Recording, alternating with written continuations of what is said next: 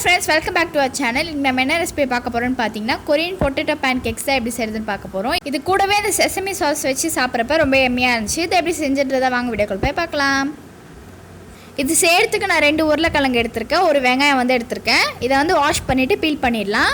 இந்த மாதிரி ஒரு சீஸ் கிரேட்டரில் வந்து நம்ம திருவி எடுத்துடலாம். இதை வந்து நல்லா தின்னாக வர மாதிரி திருவி எடுத்துக்கோங்க.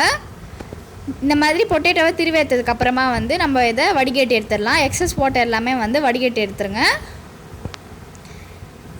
இந்த மாதிரி நல்லா இதை வடிகட்டிடலாம். இப்போ நம்ம வெங்காயத்தையும் அதே மாதிரி திருவி எடுத்துடலாம். திருவி எடுத்தாச்சு. உருளைக்கிழங்குல வந்து தண்ணி இருந்துருச்சு. இப்போ இது நம்ம ஒரு பவுலுக்கு ட்ரான்ஸ்ஃபர் பண்ணிடலாம். அது கூடவே நம்ம திருவி வச்சுருந்த வெங்காயத்தையும் வந்து சேர்த்துடலாம். அதுக்கப்புறமா வந்து தேவையான அளவு வந்து உப்பு சேர்த்துக்கோங்க. இது எல்லாத்தையும் சேர்த்துட்டு நல்லா கலரி விட்டுருங்க.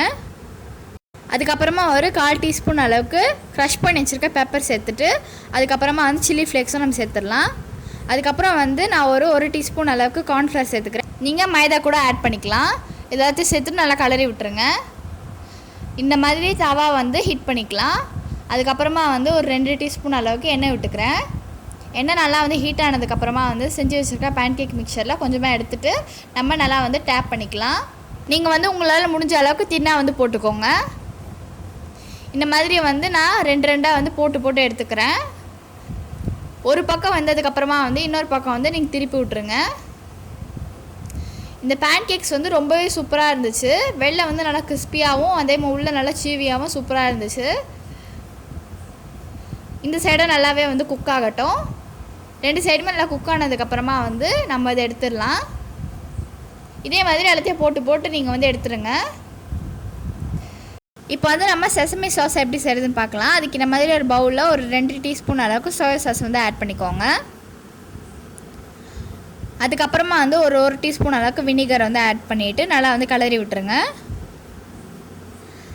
அதுக்கப்புறமா வந்து சாப் பண்ணி வச்சுருக்க பச்சை மிளகாய் வந்து ஆட் பண்ணிக்கோங்க.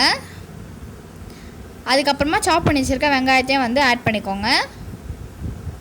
அதுக்கப்புறமா இதையும் சேர்த்து நல்லா வந்து கலரி விட்டுருங்க. அதுக்கப்புறமா வந்து செசமி சீட்ஸ் ஆட் பண்ணிக்கோங்க. அதுக்கப்புறமா தேவையான அளவு உப்பு சேர்த்துட்டு நல்லா வந்து கலரி விட்டுருங்க. அவ்வளோதான், நம்மளோட சாஸும் ரெடி. இந்த பொட்டேட்டோ பேன்கேக்ஸை நீங்களும் உங்கள் வீட்டில் ட்ரை பண்ணி பாருங்கள். மறக்காமல் உங்கள் ஃபீட்பேக்காக கமெண்ட் செக்ஷனில் சொல்லிவிடுங்க. Bye friends.